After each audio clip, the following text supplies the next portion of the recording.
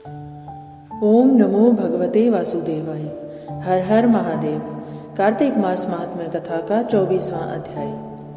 23वें अध्याय में नारद जी ने राजा पृथु को तुलसी माता और आंवले के वृक्ष का महत्व बताया कि किस प्रकार तुलसी माता का संसर्ग करने से, घर में तुलसी का पौधा लगाने से मनुष्य जन्म जन्मांतर के पापों से मुक्त हो जाता है, और तुलसी का पौधा किस प्रकार भगवान श्री विष्णु को अत्यंत प्रिय है।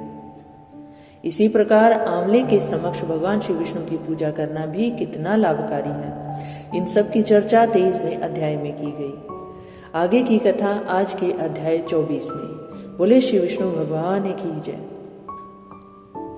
राजा पृथु नारद जी से कहते हैं कि हे मुनि श्रेष्ठ, आपने तुलसी के इतिहास, व्रत, महात्म्य के विषय में कहा। अब आप कृपा कर मुझे ये बताइए कि कार्तिक मास में क्या और भी देवताओं का पूजन होता है? ये सभी विस्तार पूर्वक बताइए। नारद जी बोले, पूर्व काल की बात है। सह्य पर्वत पर करवीकर में धर्मदत्त नामक विख्यात कोई धर्मज्ञ ब्राह्मण रहते थे। एक दिन कार्तिक मास में भगवान विष्णु के समीप जागरण करने के लिए वे भगवान के मंदिर की ओर चल पड़े, क्योंकि कार्तिक मास में उन्हें भगवान श्री विष्णु के समीप जागरण करना था, इसलिए वो मंदिर की ओर चल पड़े। उस समय एक पहर रात बाकी थी। भगवान के पूजन की सामग्री साथ लिए जाते हुए ब्राह्मण ने मार्ग में देखा कि एक भयंकर राक्षसी आ रही है। उसका शरीर निर्वस्त्र और मांस रहित था।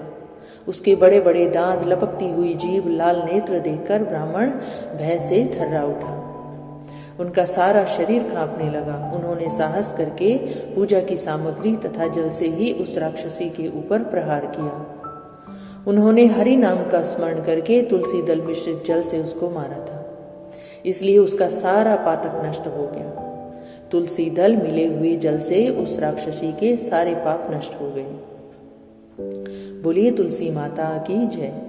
अब उसे अपने पूर्व जन्म के कर्मों के परिणाम स्वरूप प्राप्त हुई दुर्दशा का स्मरण हो आया। उसने ब्राह्मण को दंडवत प्रणाम करके इस प्रकार कहा। राक्षसी बोली, ब्राह्मण, मैं पूर्व जन्म के कर्मों के फल से इस दशा को पहुंची हूँ। मुझे सब याद आ गया है। अब मुझे किस प्रकार उत्तम गति प्राप्त हो सकती है, कृपा कर मुझे बताइए। धर्मदत्त ने उसे इस प्रकार प्रणाम करते देखकर आश्चर्यचकित होकर पूछा, किस कर्म के फल से तुम इस दशा को पहुंची हो? कहाँ की रहने वाली हो? तुम्हारा नाम क्या है और आचार व्यवहार कैसा है? ये सारी बातें मुझे बताओ। उस राक्षसी ने बताया कि उसका नाम कलहा था।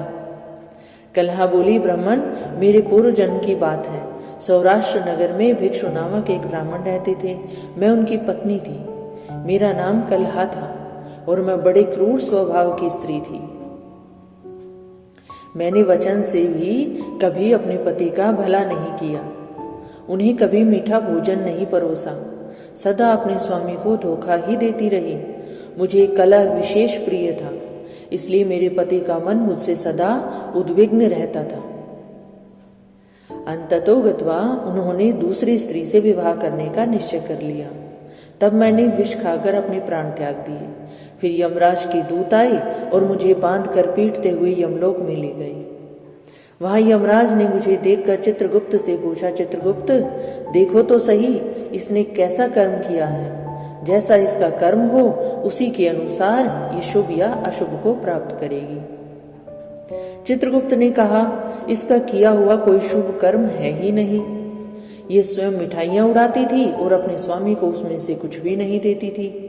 इसने सदा अपने स्वामी से द्वेष किया, इसलिए ये चमकादुरी होकर रहेगी। सदा कलह में ही इसकी प्रवृत्ति रही, इसलिए यह विष्ठाभोजी सूकरी की योनि में रहेगी। जिस बर्तन में भोजन बनाया जाता है उसी में ये सदा अकेली खाया करती थी। अतः उसके दोष से ये अपनी ही संतान का भान करने वाली बिल्ली होगी, क्योंकि बिल्ली अपनी ही संतान को खा जाती है, तो वो स्वरूप इसका होगा। इसने अपने पति को निमित्त बनाकर आत्मघात किया, इसलिए यह अत्यंत निंदनीय स्त्री प्रेत के शरीर में भी कुछ काल तक अकेली ही रहेगी। इसे यमदूतों द्वारा निर्जल प्रदेश में भेज देना चाहिए, जहां जल ही न हो। वहां दीर्घ काल तक यह प्रेत के शरीर में निवास करेगी। उसके बाद यह पापिनी शेष 3 योनियों का भी उपभोग करेगी।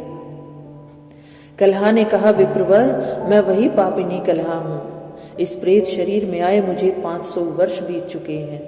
मैं सदैव भूख प्यास से पीड़ित रहा करती हूँ। एक बनिए के शरीर में प्रवेश करके मैं इस दक्षिण देश में कृष्ण और वेणी के संगम तक आई हूँ। ज्यों ही संगम तट पर पहुंची त्यों ही भगवान शिव और विष्णु के पार्षदों ने मुझे बलपूर्वक बनिए के शरीर से दूर भगा दिया। तब से मैं भूख का कष्ट सहन करती हुई इधर उधर घूम रही हूँ। इतने में ही आपके ऊपर मेरी दृष्टि पड़ गई। आपके हाथ से तुलसी मिश्रित जल का संसर्ग पाकर मेरे सब पाप नष्ट हो गए। आप धन्य हैं। हे द्विश्रेष्ठ, अब आप कोई ऐसा उपाय कीजिए कि मेरे आगे के पाप कर्म भी नष्ट हो जाएं। बताइए, मेरे इस शरीर से और भविष्य में होने वाली भयंकर 3 योनियों से मैं किस प्रकार मुक्त हो पाऊंगी। कलहा का वचन सुनकर धर्मदत्त उसके पिछले कर्मों और वर्तमान अवस्था को देखकर बहुत दुखी हुआ। फिर उसने बहुत सोच विचार करने के बाद उससे कहा, अब धर्मदत्त ने कलहा को क्या कहा, इसकी चर्चा 25वें अध्याय में की जाएगी। ये कथा अध्याय 25 में दी गई है। आज की कथा यहीं समाप्त होती है। आगे की कथा सुनने के लिए आप मेरे चैनल को लाइक, शेयर और सब्सक्राइब जरूर करें। हर हर महादेव।